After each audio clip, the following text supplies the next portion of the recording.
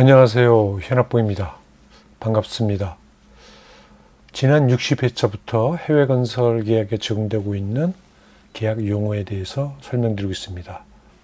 계약을 해석하고 적용하는데 경험이 없으신 분들도 이해할 수 있도록 가급적 쉽게 설명하려고 노력하고 있습니다. 계약을 공부하시려는 분들이라면 60회차부터 차근차근 시청해 보시기를 권하여 드립니다. 오늘이 62회차고요. 오늘 말씀드릴 주제는 Tender Security에 대한 것입니다.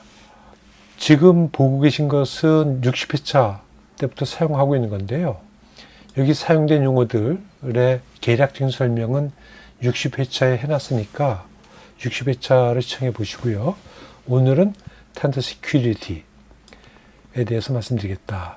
이 Tender Security는 텐더를 제출할 때, 입찰서를 제출할 때 함께 제출하도록끔 하고 있는 것이 일반적인 입찰 요구 조건이고요. 이 텐더 시큐리티는 시큐리티라고 하는 표현을 쓰고 있는데 텐더 개런티가 됐건 텐더 본드가 됐건 다 보증의 의미, 같은 의미를 갖고 있다. 이렇게 이해하시면 되겠습니다. 자, 그러면 이 입찰 보증서를 클레임할 수 있는 경우, 발주자가 클레임할 수 있는 경우를 얘기하죠. 이런 경우는 어떤 경우들이냐. 첫 번째로는 입찰 유효기간, Tender Validity Period. 이거는 텐더가 유효하도록끔 하는 그러한 기간을 Tender Validity Period라고 합니다. 이 Tender Validity Period 기간 내에 입찰자가 자신의 입찰을 철회하는 경우에 Tender Security, 입찰 보증금을 몰수할 수 있습니다. 철회라고 하는 것은 withdraw라고 하는 표현을 쓰죠. 그래서 텐더를 withdraw 했을 때 텐더 시큐리티를 몰수당할 수 있다. 클레임당할 수 있다. 이렇게 이해를 하시면 되겠고요. 두 번째는 입찰상의 오류, 입찰서에 포함된 오류를 이야기하겠죠. 그 오류를 입찰 조건에 따라서 수정하기를 거부한 경우, 입찰자가 거부하는 것을 말씀드리는 겁니다. 어떠한 입찰이건 그 입찰서라고 하면 지난 시간에 말씀드렸듯이 입찰자가 발주자에게 제출하는 문서들을 이야기하는 거죠. 그런데 그 입찰서에 오류가 발생했다. 많이 발생하는 것이 더하기, 빼기, 곱하기, 나누기, 이런 계산상의 실수 또는 단위 적용에 대한 실수, 이런 것들이 있을 텐데, 이런 경우가 발생하는 경우에 입찰 조건에 어떻게 수정하겠다라고 하는 것들을 통상적으로 명시를 합니다. 그런데 그런 오류가 발생했음에도 불구하고 입찰 조건의 내용에 따라서 수정하기를 입찰자가 거부한다. 이런 경우라면 텐더 시큐리티를 클레임할 수 있다. 그 다음에 이행보증을 기한 내에 제출하지 않는 경우, FIDIC 계약 조건은 이 이행보증을 계약이 성립된 날, FIDIC 계약 조건은 Letter of Acceptance라고 하는 낙찰 통지서라고 하는 편지, 발주자가 이제 발급하는 건데요. 그 낙찰 통지서가 발급되면 계약이 성립한 것으로 하고 있고, 물론 낙찰 통지서가 아닌 계약 서명으로 계약을 성립시킬 수도 있습니다. 어쨌든 간에 계약이 성립된 날로부터 28일 이내에 이행보증서를 제출하도록 이렇게 하고 있습니다. 이게 FIDIC 계약 조건인 경우에. 근데 이행보증은 이행을 보증하는 문서니까 굉장히 중요하죠. 그래서 이행보증을 그 기간 내에 제출하지 않는 경우에 텐더 시큐리티를 클레임할 수 있다. 이 얘기는 뭐냐면 텐더 시큐리티의 유효기간이 입찰 보증서를 제출해야 되는 그 시한까지 되어야 된다. 이런 것을 의미합니다. 마지막으로는 계약 서명을 거부하는 경우에도 텐더 시큐리티를 클레임할 수 있게끔 이렇게 하고 있습니다. FIDIC 계약 조건 같은 경우에는 낙찰이 된 날로부터 Letter of Acceptance죠. 국제건설 계약은 Letter of Acceptance가 발급되면 계약이 성립된 것으로 하고 있고, FIDIC 계약 조건 같은 경우에는 그 Letter of Acceptance가 발급된 날로부터 28일 이내에 계약 서명을 하도록 하고 있어요. 이 계약 서명을 할 수도 있고 안 할 수도 있습니다.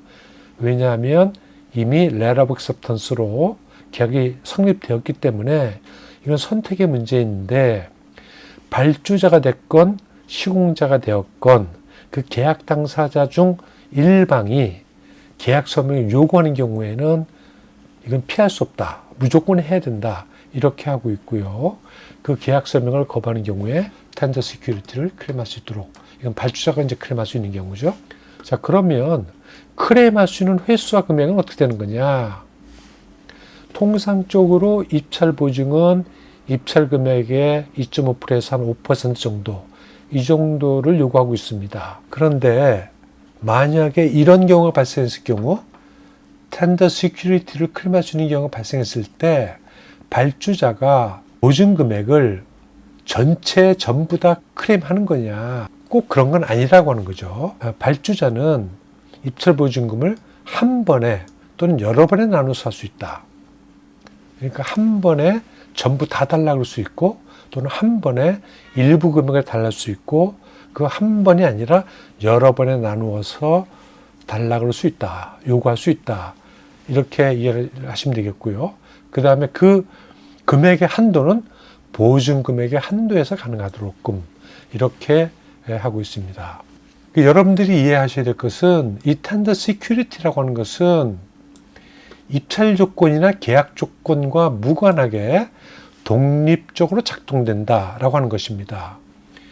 이 입찰 보증금은 이제 보증을 하는 거잖아요. 그 보증을 누가 하냐면 제3자가 합니다.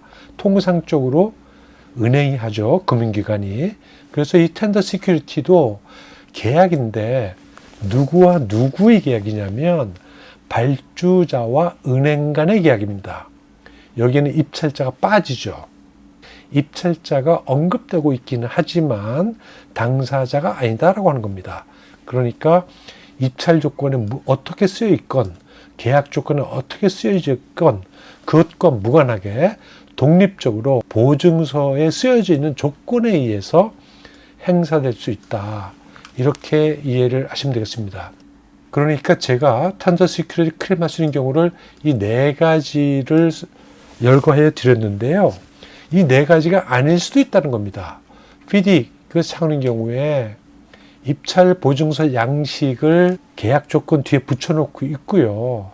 그 입찰 보증서 양식을 보니 이 네 가지 경우에 입찰 보증서를 클레임할 수 있게끔 이렇게 써져 있다라고 하는 것을 제가 풀어놓은 겁니다. 그러니까 여러분들이 입찰을 할 때 제출해야 될 입찰 보증서에는 지금 설명드린 이런 내용이 아닌 다른 내용이 포함되어 있을 수도 있다라고 하는 것을 염두에 두시면 좋겠습니다.